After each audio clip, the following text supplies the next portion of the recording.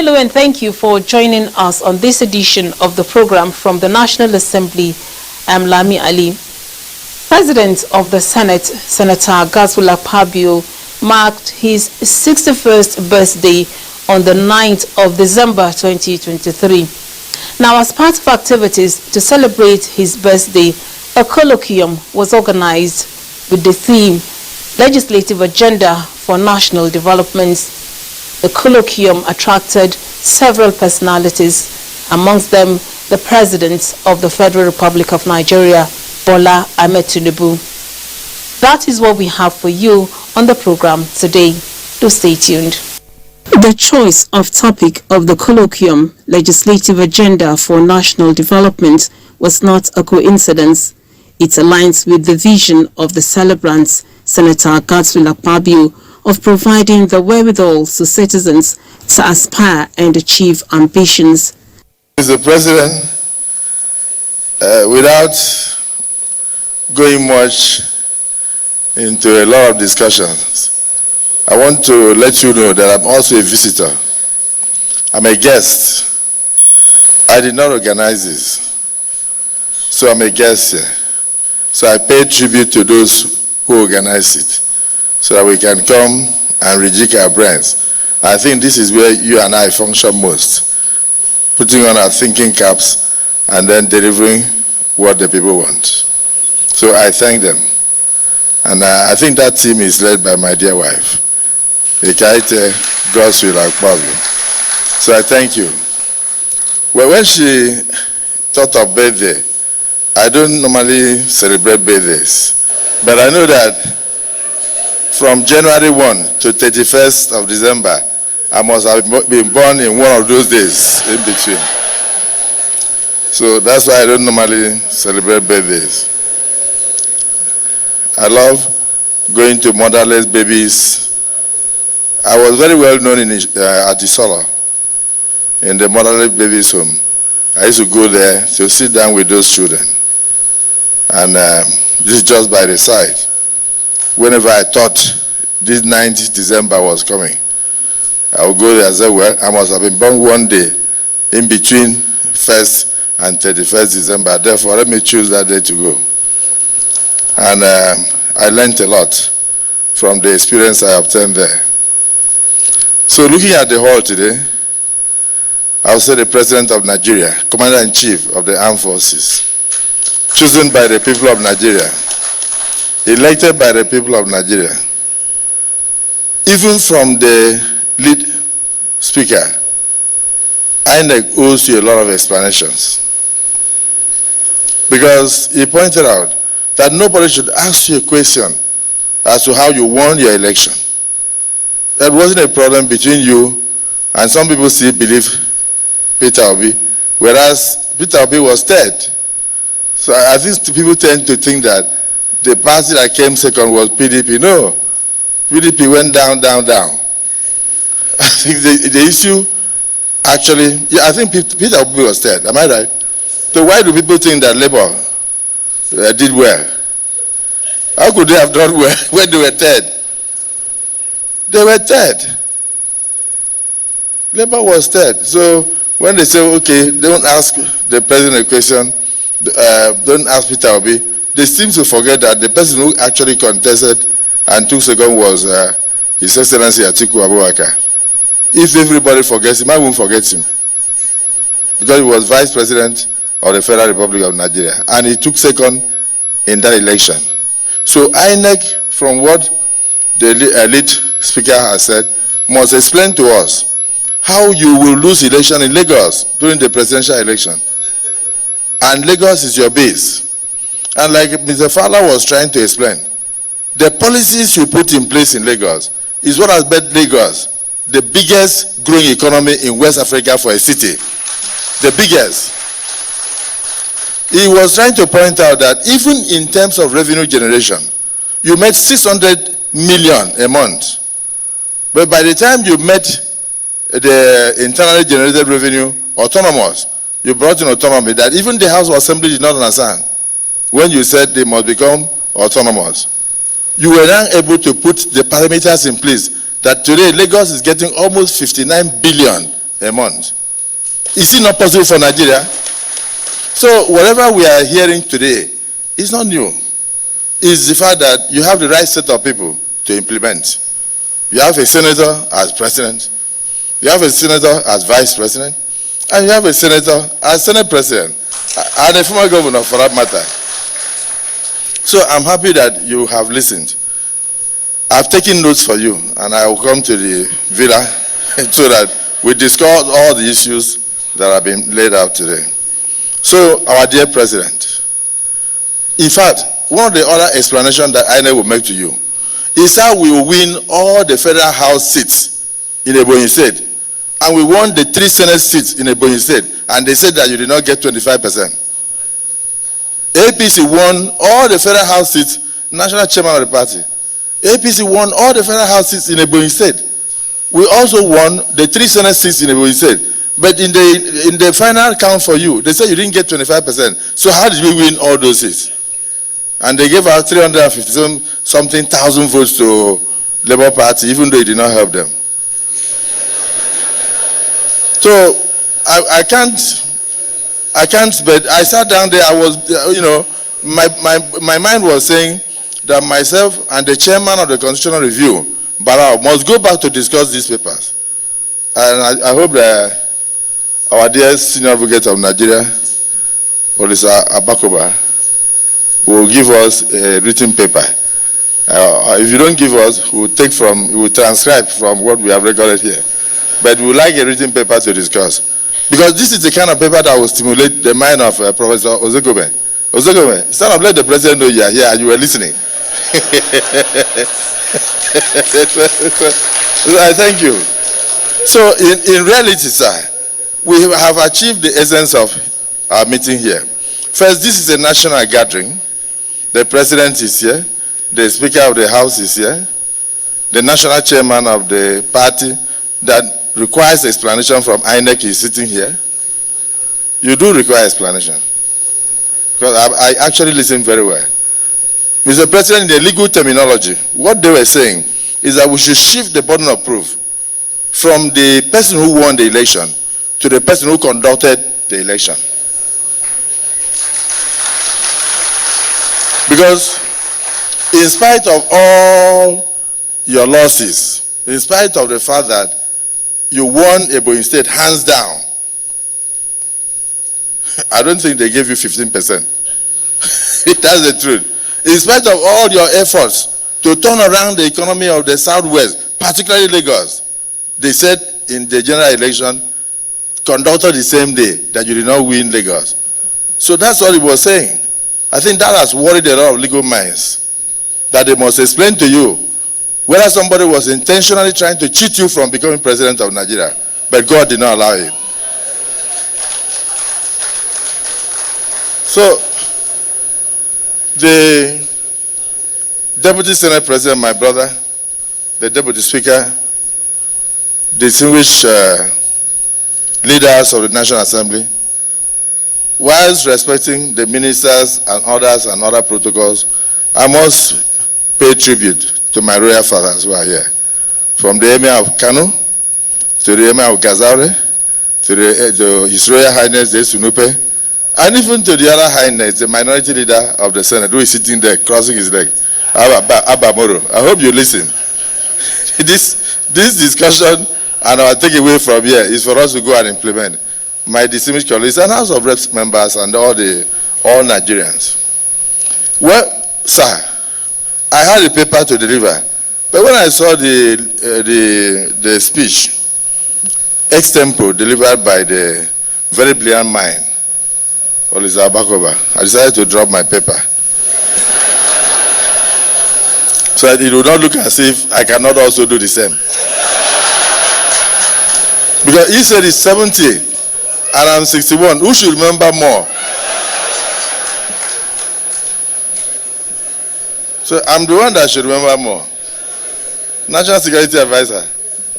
And Mr. President, because I ran around the stadium, a packed stadium in Uyo, people started calling me and saying, are you planning to be president? I said, do you show intention to be president by running around a stadium?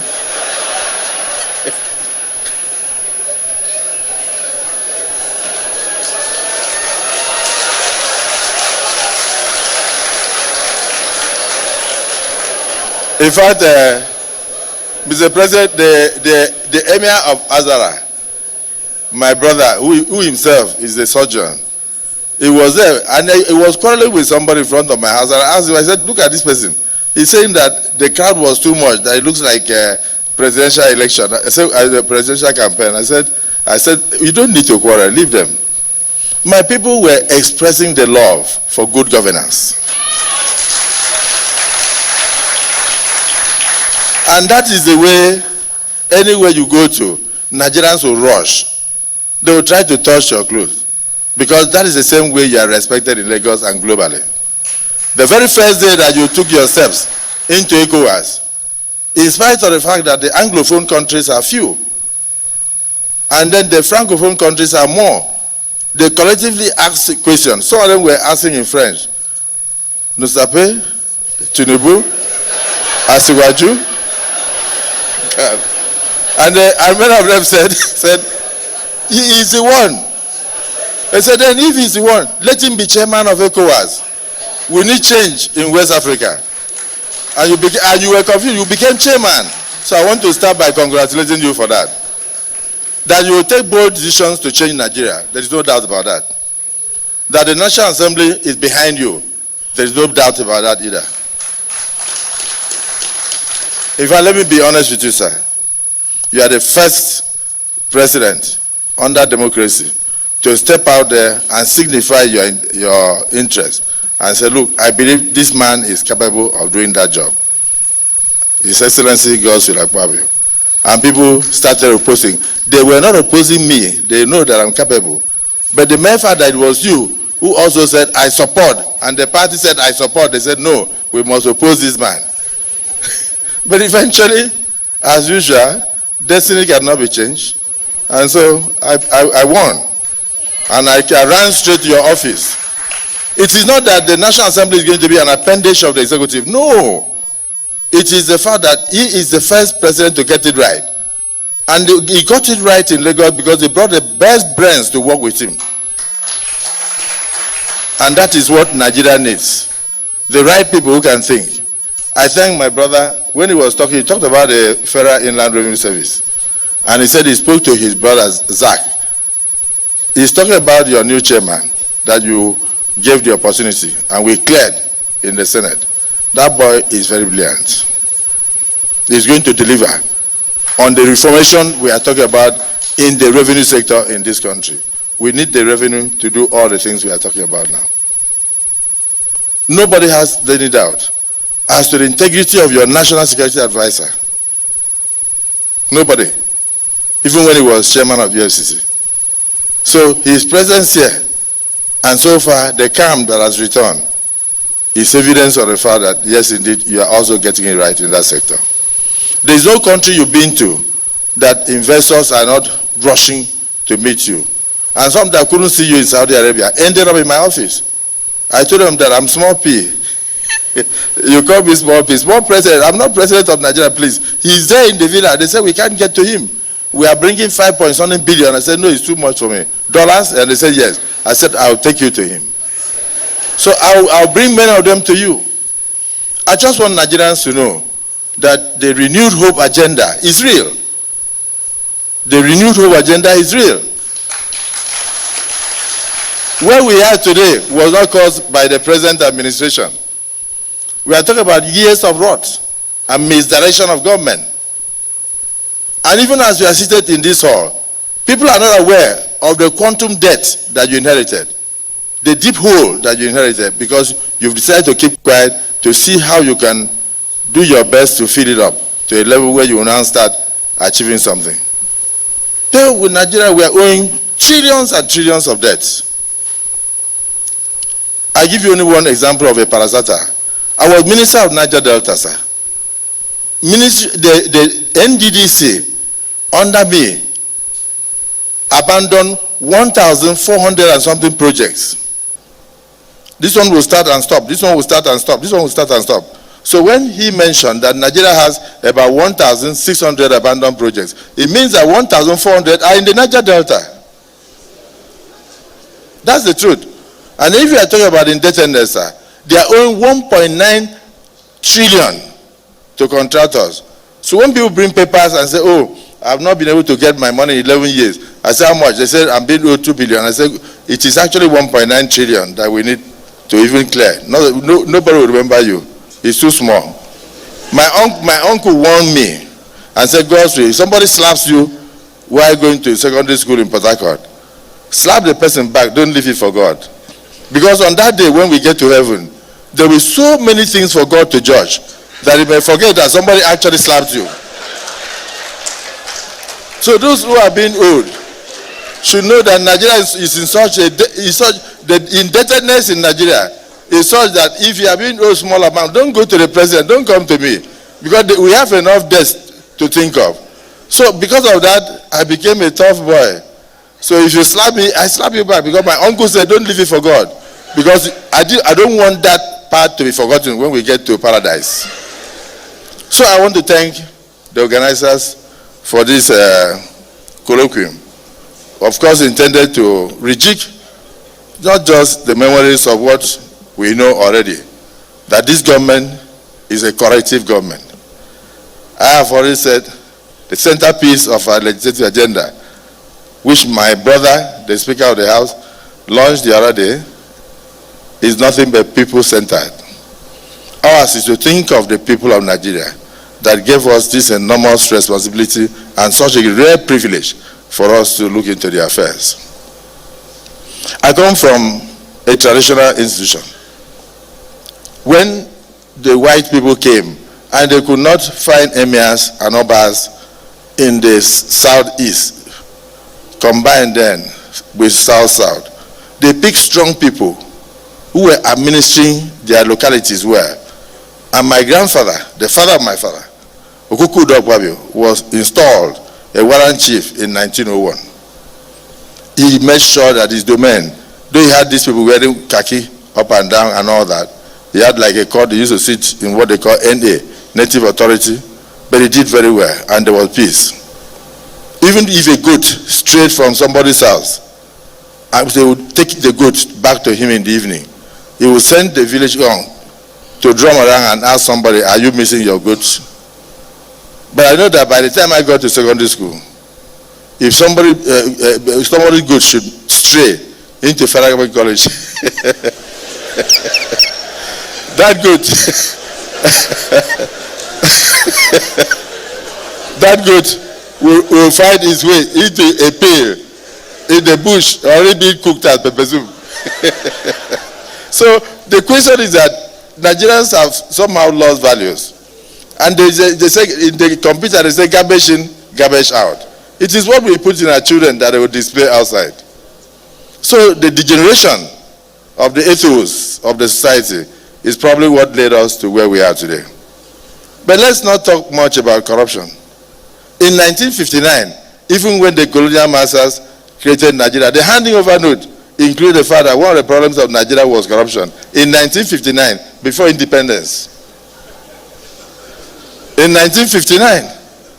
So if somebody comes here to talk and says that government is not doing the right thing, government is corrupt, no, it started before independence, before Nigeria was born. Well, maybe I shouldn't talk much. His Royal Majesty Esunepe is shaking his head because he has an idea of what I'm saying. He must have seen the paper. You know, if we didn't meet like this, we will not raise a lot of issues. We've taken notes that we should unbundle INEC. I also believe that we should indeed revamp the Electoral Act.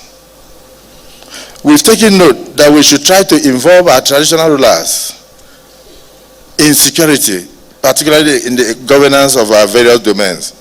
We give so much respect to them, but we have not given them any piece of authority to administer. I think that's an area that we'll also look into. We've taken note of the fact that most of the colonial laws are still in existence by virtue of the constitution that was given to us. We've also taken note of the fact that even military edicts and decrees are still inside our laws. We will be working on those things. But my advice always to Nigerians is that in 1914, when Lord Lugard decided to amalgate the southern and northern protectorates to form what we call Niger area, which we now abbreviate to Nigeria, because I think that was what the wife was trying to say. The wife said, why don't you just name it Niger area, because of River Niger.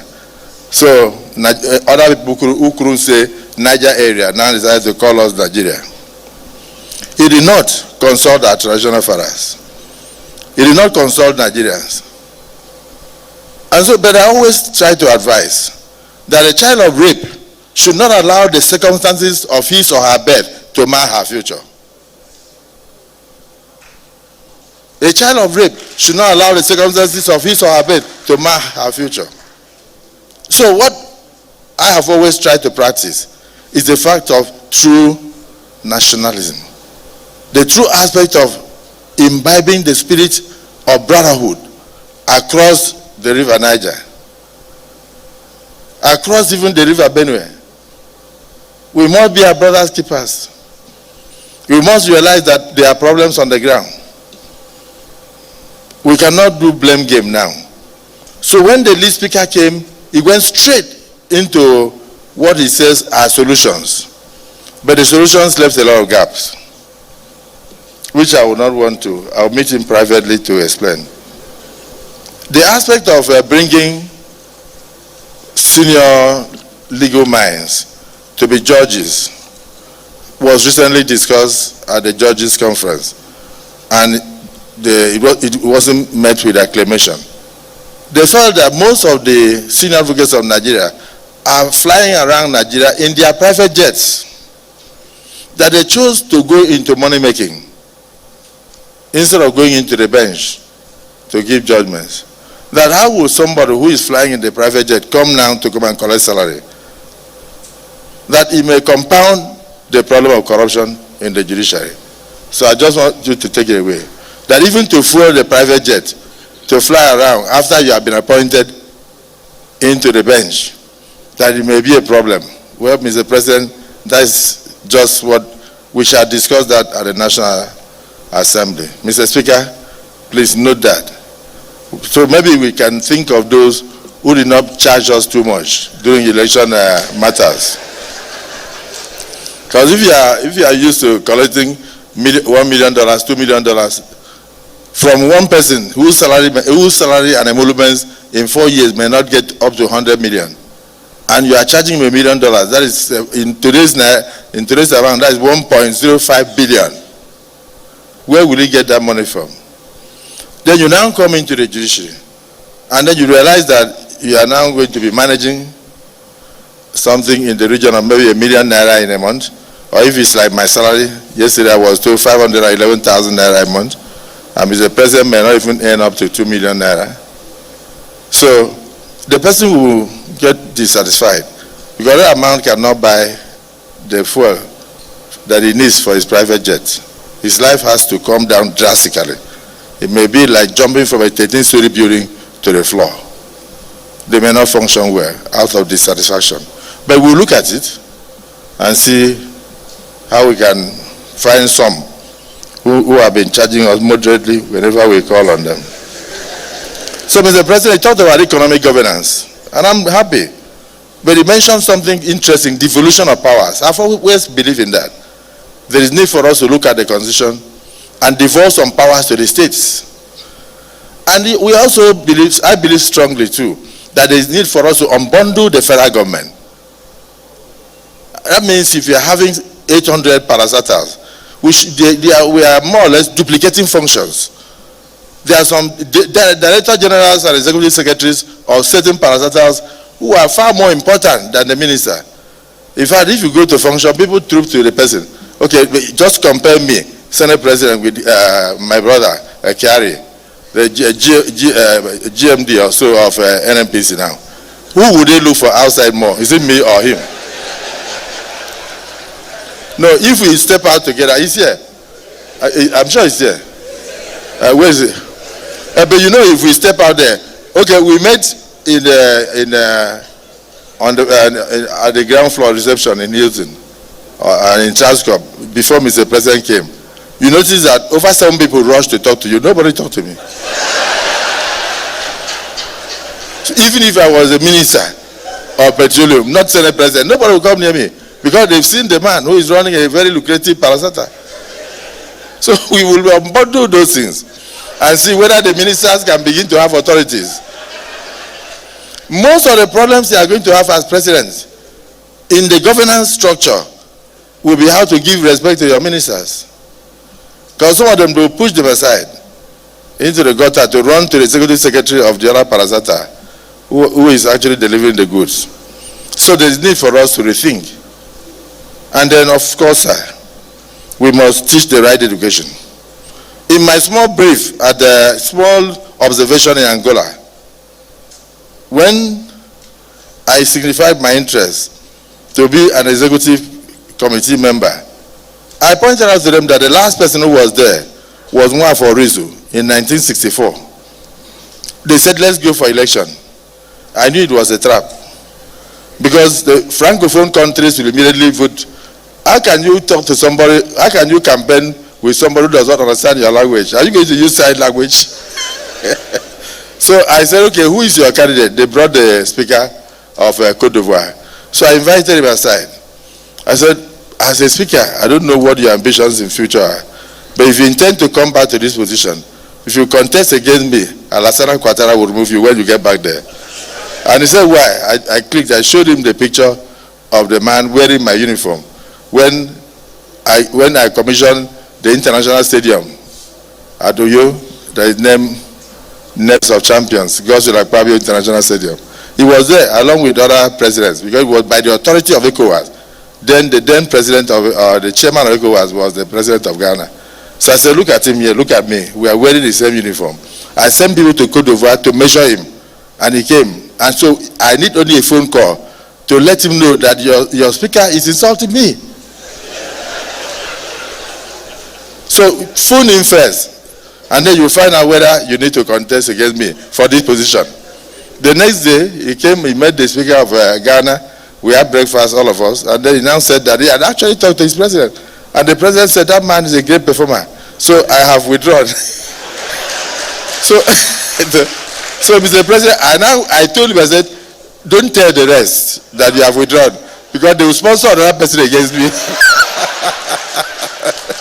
So when we went in to the IPU, they were very shocked when they said, Godswill Akpabio of Nigeria, and they said, no opposition.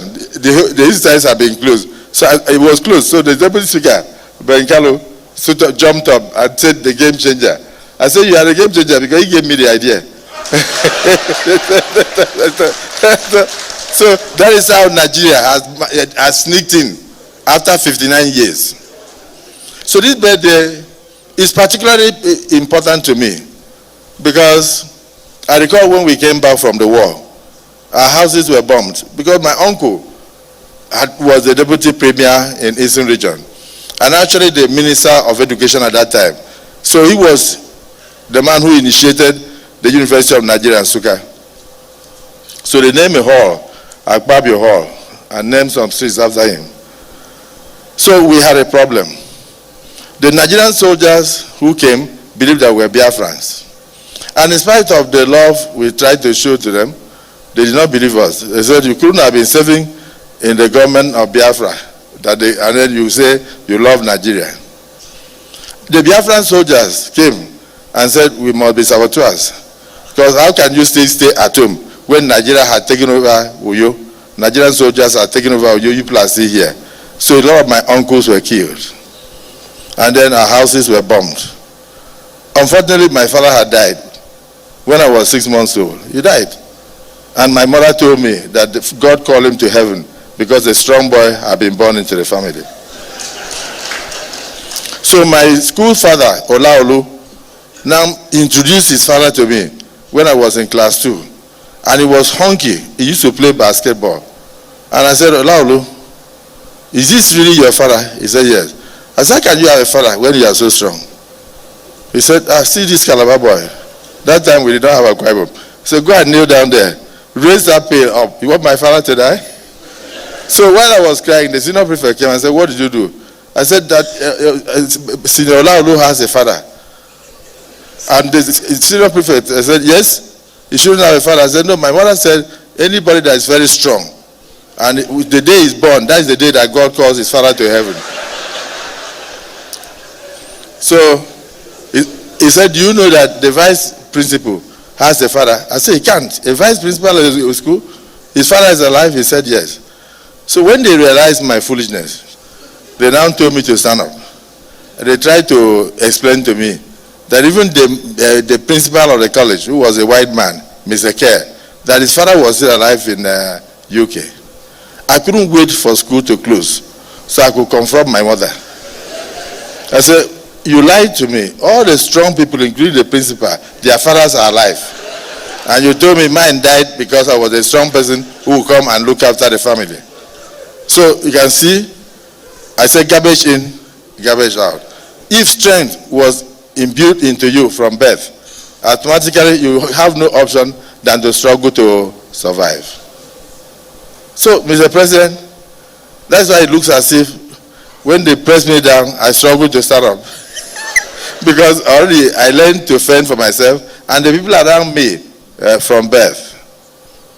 So how did I then come around to celebrating birthday? My school headmaster said, I'm going to fill your form for secondary school. He said, stand on the wall, put your hand on the head. I did. He said, yes, you're about the same age with your classmates. Some of them have fathers and all that. When did they say you were born? I said, they said I was born in December. And they said, no. I said, what did you say? I don't know. He said, okay, I'll put it. He looked at me, then he wrote 1962. So that is why I'm 61 years old. Then, when I finished the primary school, and I tried to go to secondary school. My uncle had built a secondary school called Independence High School after I finished as a minister. And then I felt I had a right to walk in there. And then the gay men kept turning me back. So one day I jumped over the Isora flower and I went to sit down. And they came there to drag me out of the class. Though I was injured. But what did they want me to do? They wanted me to pay 10 naira to be a day student. Unfortunately, my mother had others older than me, and so we could not afford the 10 naira. So I ended up in the bush to watch the weather. Once the sunlight came, I would now carry football and go from house to house to look for people to go with me to play the football. And then when I go to somebody, I'll find out that the school had not actually closed, that the sun came too early, so I'll return to the bush to go and hide. So for that child to have grown, to stand before you as Senate President of Nigeria, I think it's worth celebrating.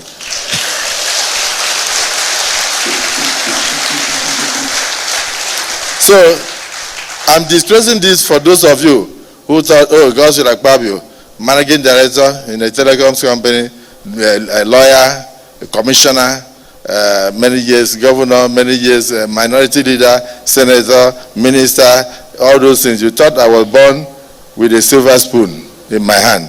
I was actually born with a shovel in my hand. So I am very delighted and grateful that we are all here to honor a child that came with a shovel and not with a silver spoon. And I believe strongly that the presence of the president today is an indication that he belongs to the people. My people normally celebrate me because I'm part and parcel of them. I grew with them. I know their problems. And when I was a governor, I addressed those problems.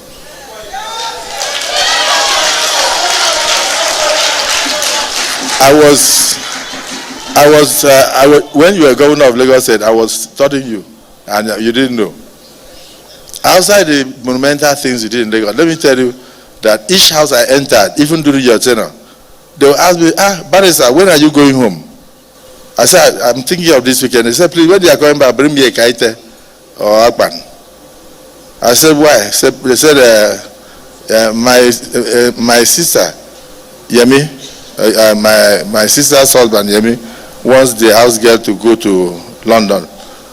And so we will not have any house girl from next week. So bring me a kite when you are coming back. Then somebody will actually tell me that they have only one driver, and he needs a driver for the wife because the wife has just got a job with the All-State Trust Bank. So if you are coming back, bring me Akban. So for them, a kite was a housemaid. Akban was the driver. And some will even look at me and say, why are you a lawyer? You would have been very good as a cook. Your people cook so well. So I realized that the difference between the driver and the car seat owner was education. So when I became governor, I declared free and compulsory education for my people. I built additional university. I went to Ikorekbene. Those who knew Ikorekbene, it was the first experimental local government in West Africa. I brought down the prison, the walls of the prison. It had been there for 108 years. Where in that place today, I took my senators there for retreat. They did not know why. There we have 14-story Sheraton hotel now run by Marriott. They enjoyed themselves. They said, this place is beautiful. There's no difference between here and Lagos. I said, yes, because I did not like that prison mentality. I had to liberate my people. Over 6,000 classroom blocks. And because I saw a flyover in Lagos, I built flyovers in my state, so that my people will also see flyovers. I used for 2 years, I was running to Owerri, running to Port Harcourt to cash flight. And I saw the number of people died on the road while struggling to get to Calabar. So I said there was need for an airport in Akwa Ibom. And I built the longest airstrip. 3.6 kilometers expandable to 4.2. And by the way, sir, I made sure that it was totally compliant with international standard, so that the best planes can land there even by 1 a.m., 2 a.m. We use it to carry pilgrims to Mecca from there, and we use it to carry pilgrims to Jerusalem when there was no war. I changed not just the face of my the state, physically. I changed the mental psyche of my people. And I told them, begin to think like managers of the economy, and not those who clean the crumbs after every meal in people's houses. And the story is different today. So, Mr. President, as you embark on this journey of transforming Nigeria, all Nigerians must collectively pray for you, that what you are used to doing should come to play. I have no doubt with the policies you've already started, that Almighty Allah will guide you. Your election had nothing to do with religion. It had nothing to do with party. We were electing Bola Ahmed Tinubu, the man that has a track record of governance, the man that has done it before, and the man that we believe will do it. We are not mindful of the fact that there is insecurity in the land, but we know that you will do it. You bring peace to this country. You have made men. You've turned boys into men. Many of the presidents that ran this country, you were instrumental. You fought for us under Nadeko because you wanted Nigerians to be liberated. You believe in true democracy. Above all, you are a legislator. You know the yearnings and aspirations of the poor. 185 years ago, it took the United States of America 185 years of practicing democracy before they could have a senator and as president and a senator as vice president. That was Senator Kennedy and Lyndon Johnson. 185 years. Look at us. In less than 30 years, we are already celebrating a president as a senator, a vice president as a senator. Mr. Speaker, do you have any doubt that Nigeria will change? Do you have any doubt? Everything stated here and what I had in my paper, which I'm no longer going to deliver, I assure you, we will join you to reform Nigeria. We didn't come here for a boxing bout. That's not what brought me to Abuja. What brought me to Abuja was transformational leadership. We will transform the laws of Nigeria. We will reform those things that we can reform for Nigeria to work. If we need to tinker more with the constitution, we'll do so. Because by the time we are through due process, and we collate what we have been able to, to change in the constitution, then we'll now have the people's constitution. Because through our lawmaking, before we can change or alter any aspect of the constitution, we must have public hearing to get the views of Nigerians, and that is what we will continue to do. So we are going to meet the aspirations of Nigerians, and that is my promise to all of you. And then we are not going to have that parliament. When I say that parliament, I mean both the National Assembly, or the House of Reps, and the Senate, where myself and Tajuddin happen to be in charge with our dear colleagues. A very rare privilege, and I thank all of you. I'm sure when you elected me and my brother Tajuddin, you had expectations. We will go above your expectations. That's the assurance I can give you. So thank you, Mr. President, for sparing the time to listen to me. And thank you, my dear wife, and the committees for putting this together. And thank you, Nigerians, for going to have patience for the President to do his best in the circumstances he has met himself. It is not that he's meeting Nigeria at 2.5 million barrels of crude oil a day. He's not meeting Nigeria when crude oil is $140 per barrel. He's not meeting Nigeria when the indebtedness is 5 trillion or 6 trillion. He's meeting Nigeria when indebtedness is over 48 trillion. He's meeting Nigeria at a time that NMBC no longer gives money to federation accounts. When I was a governor, they used to do that, but after a while they stopped. He's meeting Nigeria at a time that even the oil we are producing have been sold by past administrations. And so he's now going to use his head to think of how to generate revenue. That's why he's going around from one country to the other and saying, come to Macedonia and help us. And by the grace of Almighty Allah, you will be helped.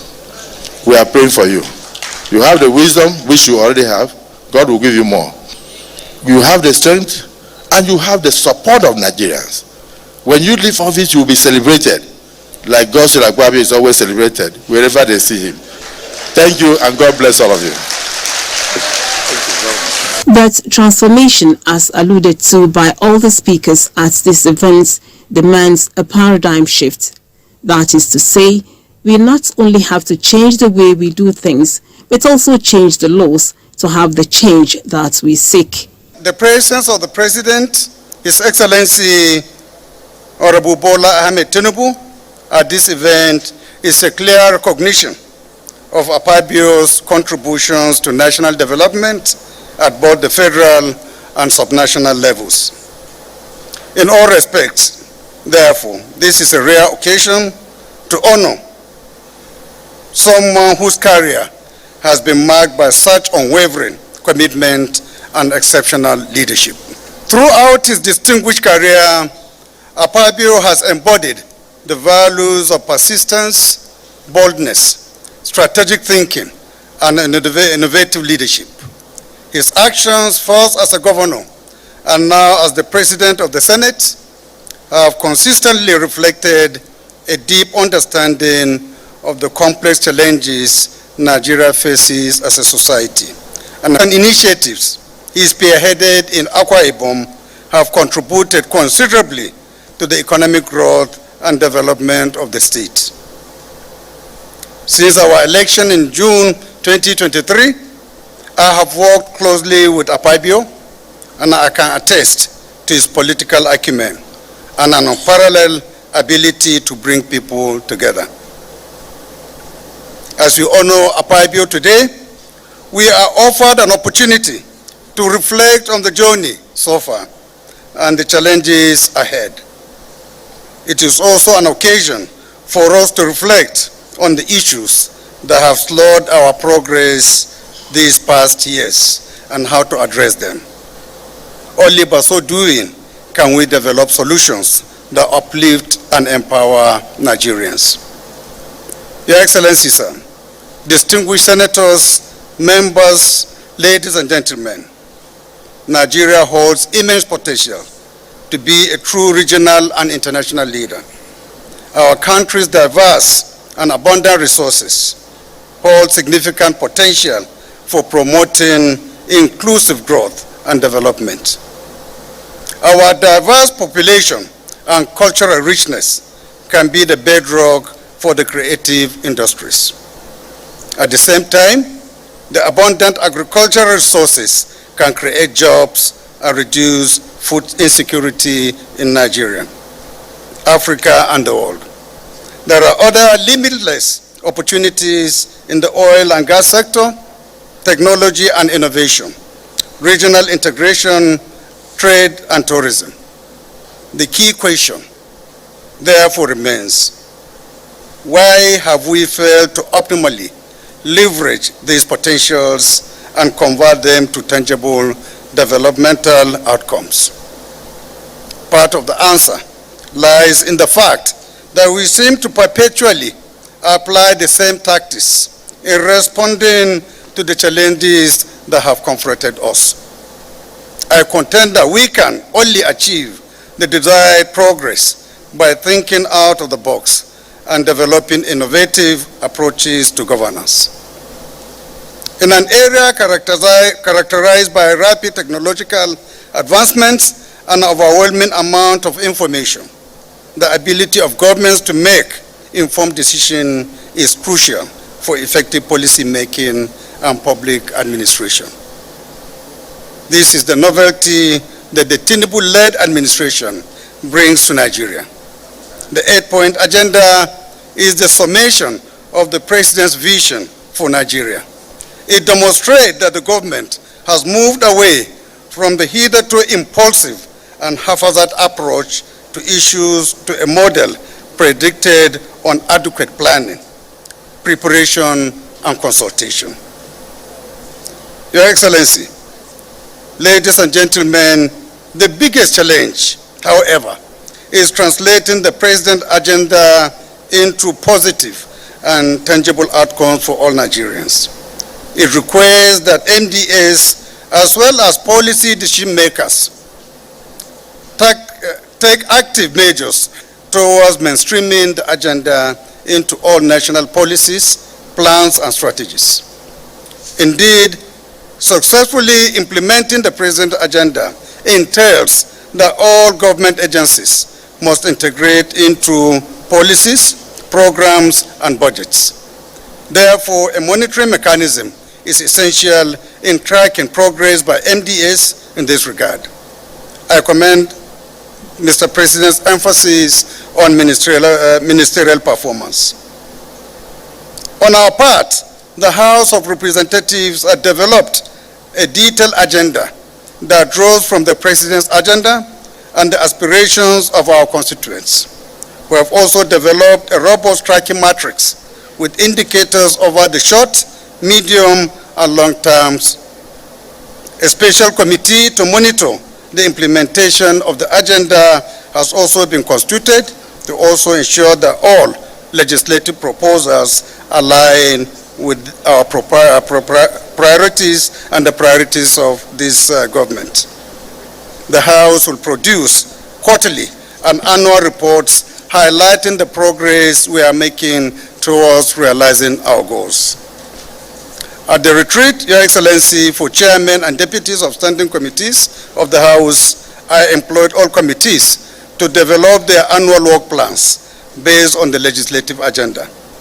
Our committees are scrutinizing the 2024 appropriation bill against the President's 8-point agenda to ensure that the budget promotes food security, poverty eradication, job creation, access to capital, inclusion, and the rule of law, among others. I'm optimistic that our approach will ensure greater synergy between executive and the legislature and deliver governance to Nigeria.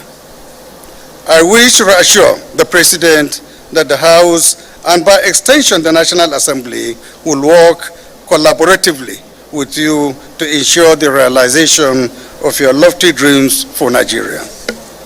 Finally, I extend the warm congratulations of the leadership and members of the National Assembly on the occasion of Mr. Senate President's 61st birthday.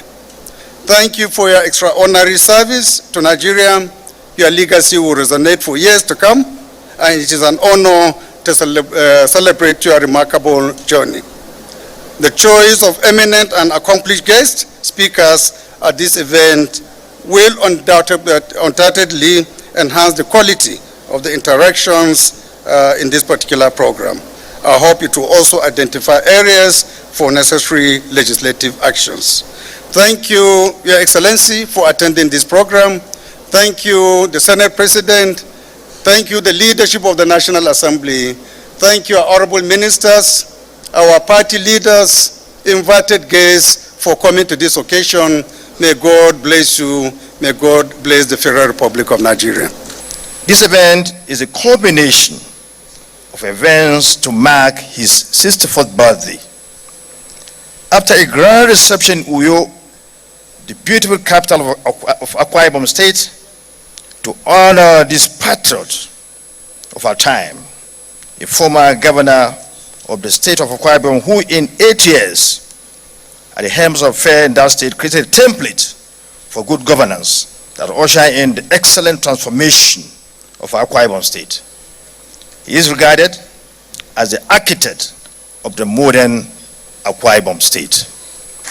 A former minority leader, former Minister of the Federal Republic of Nigeria, and a member of the Executive Committee of International Parliamentary Union, IPU. The last time a Nigerian was elected into the Executive Committee of IPU was 59 years ago, but just a few months after he was elected to be the Senate President of Nigeria, he was elected to be a member of the Executive Committee of IPU. Mr. President, distinguished colleagues, esteemed guests, ladies and gentlemen, Senator Godswill Akpabio is a leader par excellence who is always willing to give his quota to the development of this country.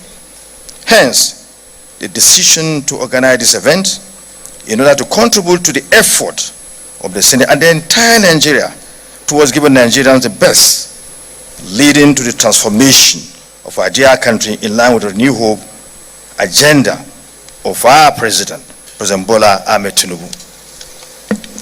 The 10th Senate feels that as we work with the President of this country, Senator Bola Ahmed Tinubu, to lay the foundation of the Renew Hope agenda of this administration, the time has come for us to draw attention to the critical mandate imposed on the Senate and the National Assembly by the Constitution to engender an inclusive process of executing the mandate by working with a broad section of our society to design a legislative agenda for national development.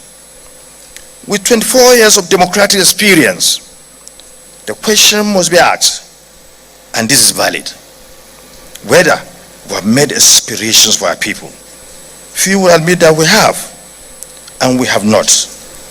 Why haven't we? And what can we do differently going forward to meet these challenges, boldly in the national interest and the overall interest of our people? It is in this realization that all hands must be on deck to find solutions to our problems. This is the main objective of this colloquium.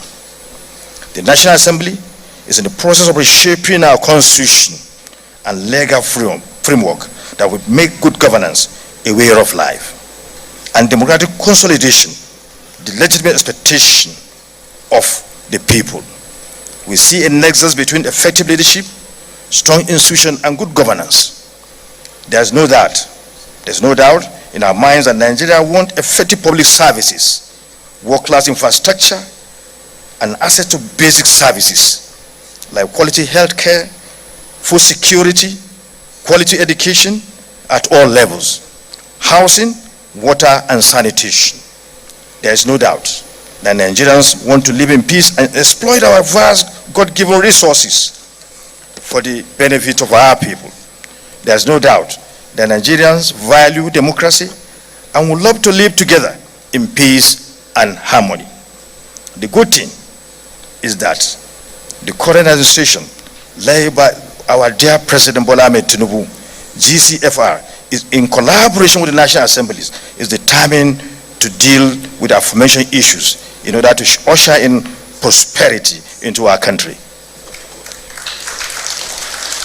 On this note, I would like to repeat that the purpose of this colloquium is to invite the people who elected us to show greater interest in the process of legislation and to participate in finding a common ground that produces a consensus on how to maintain law and order, improve governance, and put our nation on the path of growth and sustainable development. Once again, I congratulate our dear brother, friend, and leader, Chief Dr. Akpabio, GCON, on his birthday, and best wishes as we serve our people. I welcome all of you.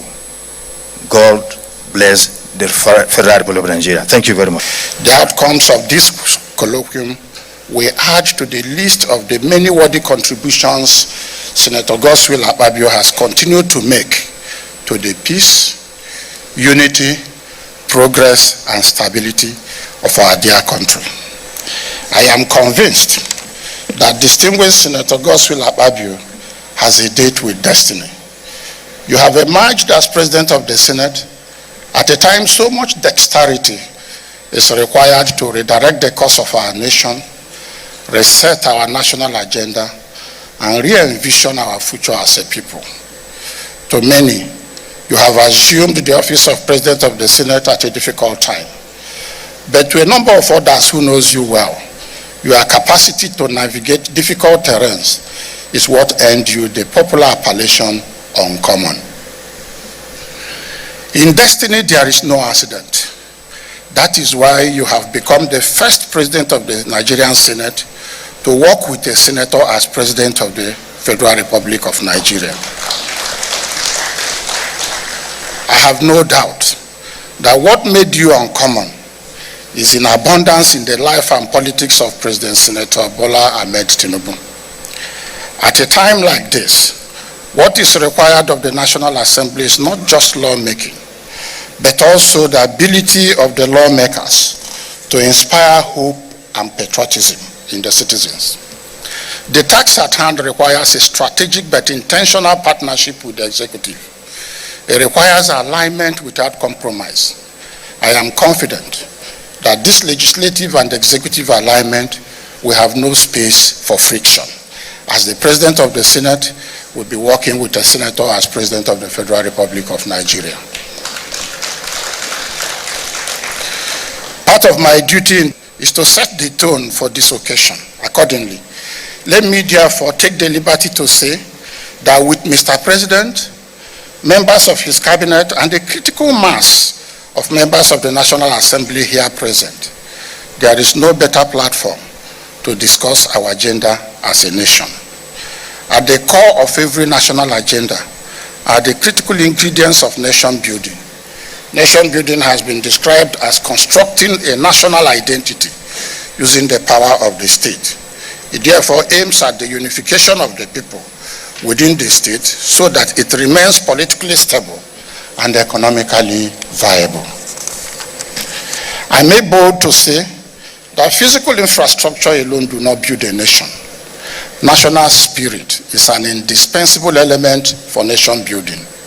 It is therefore my expectation that this colloquium will set the agenda for our national rebirth.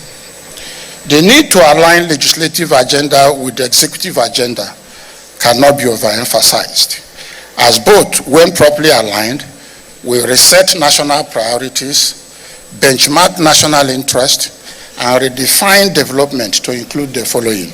A, national integration as an indispensable tool for political stability. B, economic well-being and security of lives and property as a fundamental essence of government. C, rule of law and protection of citizens' rights as the foundation for patriotism. As a governor, we celebrated Senator Akpabio as the uncommon governor of Akwa Ibom State. Today, as the President of the Senate and Chairman National Assembly, I want to remind him that it will be his ability to deliver on the national agenda that will make his leadership of the 10th National Assembly uncommon. Ladies and gentlemen, I am not a prophet, but I dare assure Nigerians that at the end of the tenure of Senator Akpabio, he will emerge as the uncommon President of the Senate of our time. Your Excellencies, distinguished ladies and gentlemen, it is my honor and privilege to once again welcome you to this colloquium and to heartily appreciate your presence here today to celebrate one of Nigeria's best and brightest, distinguished Senator Godswill Obot Akpabio in this auspicious occasion of his 61st birthday. I welcome you all. The guest speaker, Olisa Agbakuba, SAN, outlined ideas that portray the Nigerian can-do spirit with suggestions for legislative, judicial, economic and electoral reforms to meet targets. Mr. President of the Senate, may I respectfully urge that we do away with Section 315, we review our laws, expunge all that is unnecessary, obnoxious, dead, some of the laws passed by when Mr. President was very active in the civil rights movement, all the laws that the military passed, why are they on our books when we're a democracy? So that ought to go. Then, as the president of the Nigerian Bar Association between 2006 and 2008, I know we have suffered legal failure. If you suffer heart failure, you are dead. So for all intents and purposes, we don't have an effective legal system. And in my practice, a lot of clients come and say, if we invest, how long would it take us to go through the courts? And when I say 5 to 10 years, they don't want to come. So if we're looking for investments, we've got to decapitate the legal system of Nigeria. We have to rewrite it. It can't stand. It's too old-fashioned. The same thing with the judicial system. You know, it's sort of ironic for me to say this, not only as a former president, as a senior advocate, as a former member of the Nigerian Judicial Commission. But when my dad was CJ of East Central State, we all wanted to protect the judiciary from military incursion. So we ring-fenced the judiciary. So everybody is afraid. No, don't touch their money. Don't do this, don't do this. And that philosophy carries forward today. The judiciary should not be as aloof as it wants to make out. I was the first, accompanied by my brother, Wole Olanekbaku, who applied, because we felt we were qualified, to sit in the Supreme Court. The mafia there threw us out. Threw us out. You know why? Because we still mix administration of justice, which the National Assembly cannot with respect interfere, how they do their work, with judicial administration, which the National Assembly can make laws. There should be a law governing the process of appointment of senior judges. We can't leave it to the National Judicial Council. All the Constitution says is, once you are 15 years, you are qualified. But the National Judicial Council and the Supreme Court judges have formed a mafia. And we don't get there. And the Supreme Court is this is, with the greatest respect, the worst Supreme Court I have seen in my 45 years of practice. It has to change. A challenge for the National Assembly is to enact a law that deals with judicial administration. I didn't say administration of justice, so you can't go there, because that is the internal workings of the judiciary. But judicial administration, no, the National Assembly can make laws. You pass a law so that I do not depend on the Chief Justice of Nigeria if I wanted to become a judge. The law will be passed stating the criteria to become a judge. You will find a big change. So I make that very strong recommendation to the National Assembly. I now turn to a point which I think deserves special attention. We can't pretend that there's hunger in the land. There's a lot of hunger. But I commend President Tinubu for the bold decisions he took. Very few would have taken it. You are to be commended to remove. In fact, I don't know whether you really thought about it, because you said it in your acceptance speech. But that was the correct decision, sir. What needs to follow? What needs to, no, don't clap, please. I'm not interested in claps. What needs to follow is the tough job that the National Assembly must do. You must recognize as leaders of your people that they're suffering. So you must now support the president with consequential legislation that will give them peace. I have introduced in my office, I never knew I would do that, and it's working, and some of them are beginning to have potbelly. I've introduced breakfast and lunch. If you pay, for instance, your driver 100k, rice is 60k, how will he afford it? He can't. So I'm forced to now create a cooking staff for them. That means, Mr. President, not you, sir, this one. That means, Mr. President, that your work is heavy. Your work is heavy. And you know, please remember this, the only way people will respect, I saw you running at the stadium, which means you are loved back in Uyo. If you are not, they won't be there. The only way that all of our political leaders will be relevant in 4, 5, 6 years is to do good today. There's an urgency. Do good today so that you can walk the streets and they say, this is our man. Do good today. Make sure you use don't sleep. Do not be awake. Be awake, be worried about what your people want you to do. Then when you leave, you will find peace. You won't need to be protected because you have done what people wanted. It's, Ashiwaju, great man. Great man. But if those things that people want haven't taken place, no way. So this point I will make now is important. The most important thing we need is economic governance. As I said, Mr. President has taken a number of tough decisions. The Naira is devalued. The only one I haven't heard Mr. President talk about, and I'm sure you will, is how to, personally I don't like the word restructure. I prefer devolution.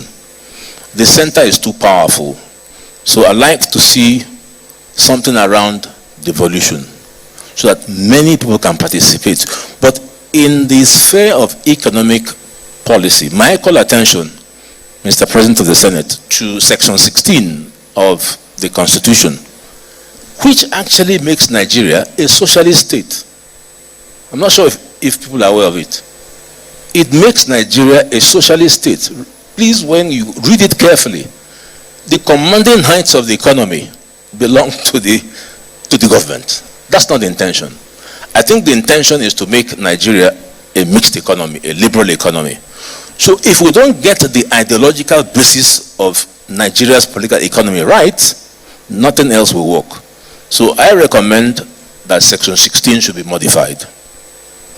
Now, the national economy has 5 fingers. It has the hard economy, it has the soft economy, it has the blue economy, it has the green economy, and it has the brown economy. All these will be tied by 3 important things: fiscal, monetary, and trade policy. Right now, Nigeria has no trade policy, and that, I think, is a big mistake. The last trade policy was in 2017. The CBN, they work on monetary. The CBN is carrying far too much responsibility. And quite sensibly, in the UK, their own CBN, the Bank of England, devolved power to 2 great institutions. And I think we need to see it here. The Prudential Regulation Authority. Their work is to make sure that the public trust we have in our banks is indeed followed. Our banks are not traders.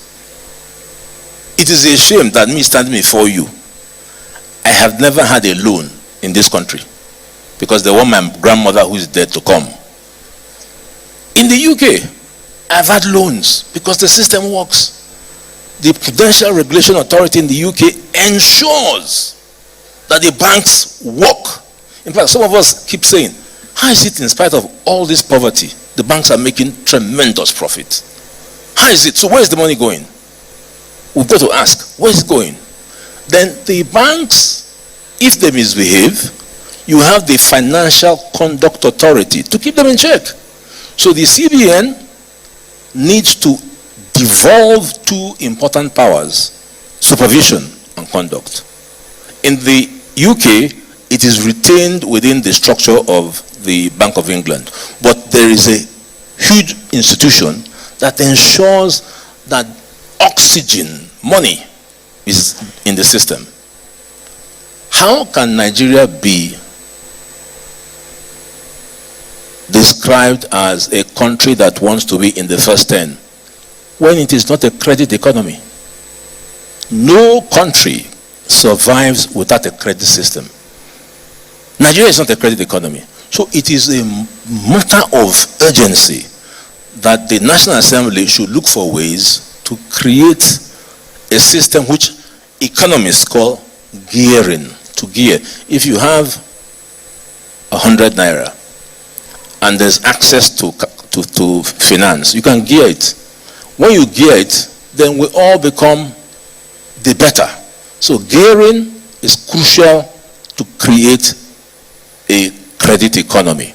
But it's important that the laws are there.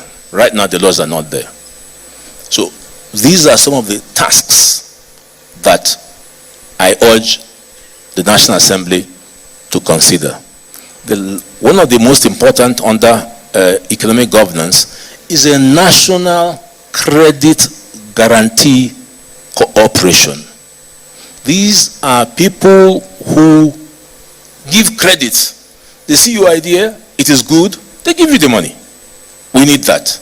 When all these are in place, you'll be very surprised. The Nigerian economy will gear up.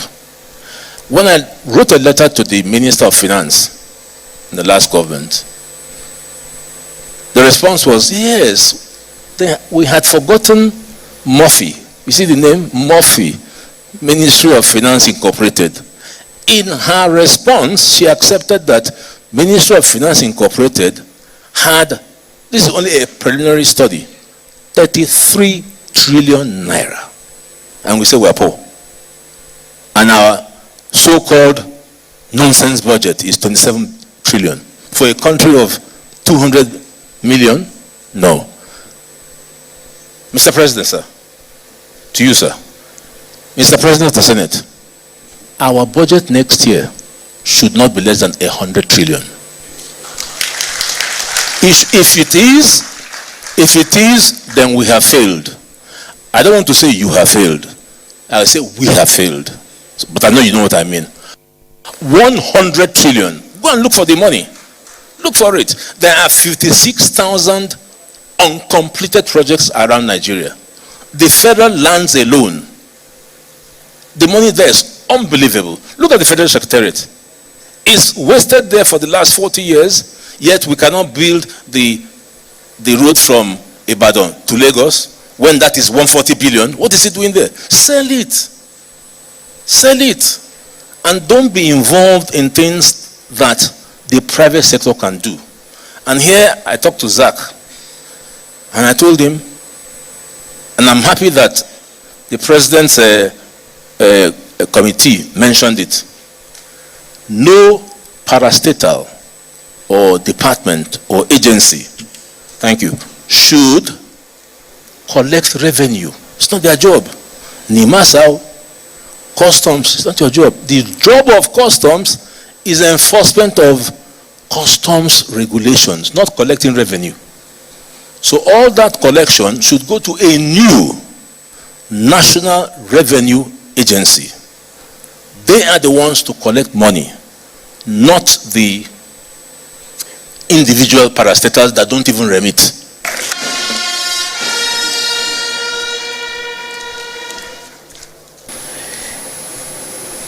Former President and Head of State here present. Deputy President of the Senate. Our lead guest speaker, Olisa Gbakoba. Thank you. I didn't desert you on Bodilon Street, and we stay there. I miss you, all of you.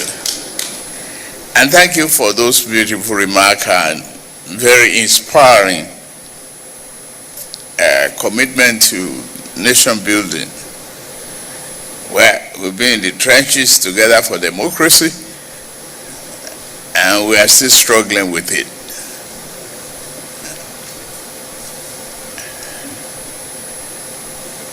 The Deputy Senate President, governors, members of the National Assembly, our royal fathers, thank you for being here, for being patient,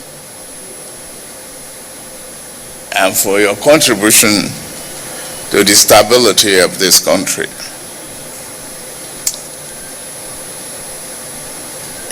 The former President of the Senate, thank you very much.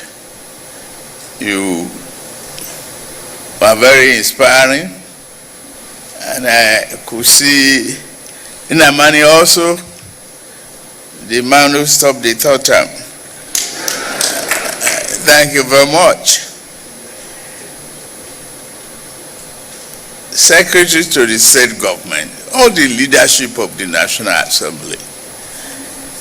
Well, it's a great day to think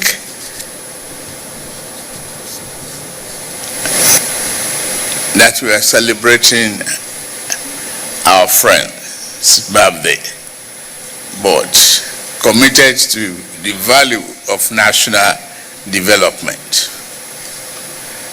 I am delighted to be here, for I believe in the person of God's will, Akpabio. It's truly God's will.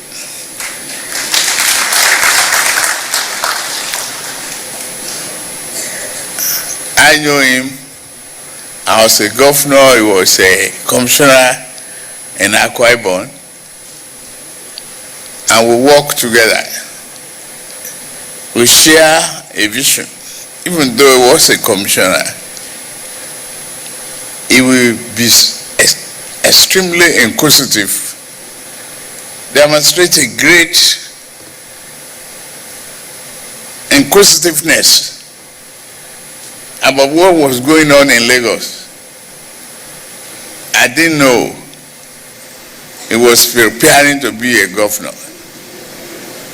We were in the palace of the Oba of Lagos when he took his title. I don't know, he didn't remember to mention that title today. So when I asked him whether his intention is to succeed Atta, he said he doesn't know, but he has the ambition. I didn't understand his answer until I found him on the podium campaigning to be a governor. And here he goes. He transformed Akwa Ibom tremendously. Give you one example. Usually, there's always casualties and death with storms and problems of drainage. And after we discussed, he went and built one of the most effective drainage system for Akwa Ibom. Today, up till now, no matter how heavy the rain is, you will never find casualty. I can't forget that. All the other beautiful things you did, the stadium, the hotel, and where you can run around and all of that. So that caring for the life of the people of Akwa Ibom is exceptionally great, and I commend you. The opportunity you offered us to listen to the lead speaker and his recommendations will be definitely, look into a more deeper legislative activities in collaboration with all of us. We will work together. Why we consider the affairs of this country, the nationhood, and the belief in one country will put us on the right path.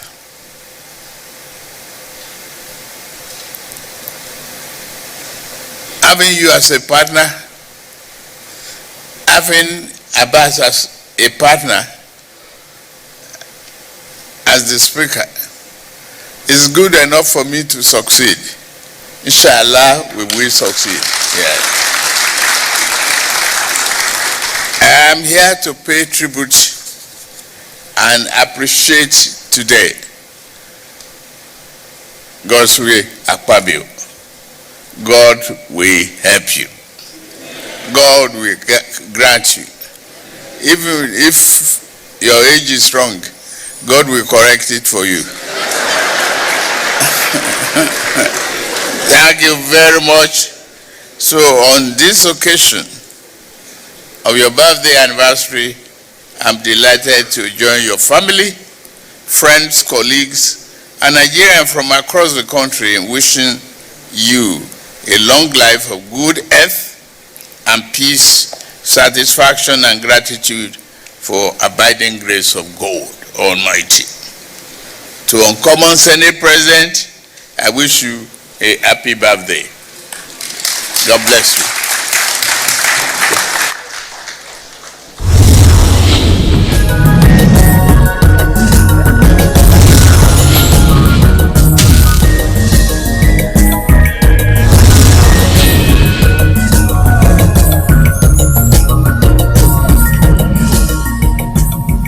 This is where we come to the end of today's edition of the program from the National Assembly. Thank you for watching. I'm Lami Ali saying bye for now.